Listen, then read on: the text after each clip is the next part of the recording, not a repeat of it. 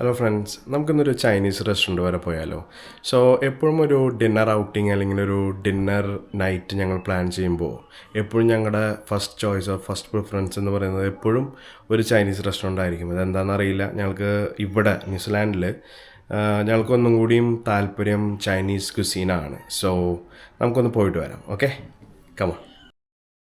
So നമ്മളിന്ന് വന്നിട്ടുള്ളത് ഈ റെസ്റ്റോറൻറ്റിലേക്കാണ്. ഞങ്ങളിതിനെ റോബോട്ട് റെസ്റ്റോറൻ്റ് എന്നാണ് പറയാറ്. സോ ഞാൻ ഓർഡർ ചെയ്തൊരു സ്പൈസി ഫ്രൈഡ് റൈസ്, ദെൻ ഒരു spiced chicken in chilli sauce, ഒരു barbecue potato, then lamb and beef barbecue, പിന്നെ ഒരു ചിക്കൻ ബോൺ ബാർബിക്യൂം കൂടി ഓർഡർ ചെയ്തിരുന്നു. ഞാൻ എന്തുകൊണ്ടാണ് ഇതിനെ റോബോട്ട് റെസ്റ്റോറൻ്റ് എന്ന് വിളിക്കുന്നതെന്ന് നിങ്ങൾക്കിപ്പോൾ മനസ്സിലായി കാണും. സോ റോബോട്ടാണ് ഇവിടെ ഫുഡ് സെർവ് ചെയ്യുക. ആക്ച്വലി ഇത് എല്ലായിടത്തും ഭയങ്കര കോമൺ ആണ്.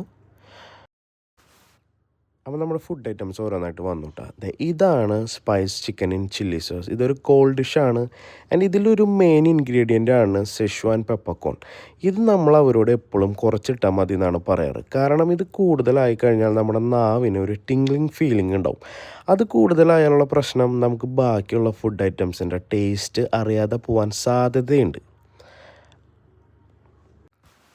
അപ്പോൾ പിന്നെ കാണാം കേട്ടോ. ബായ്.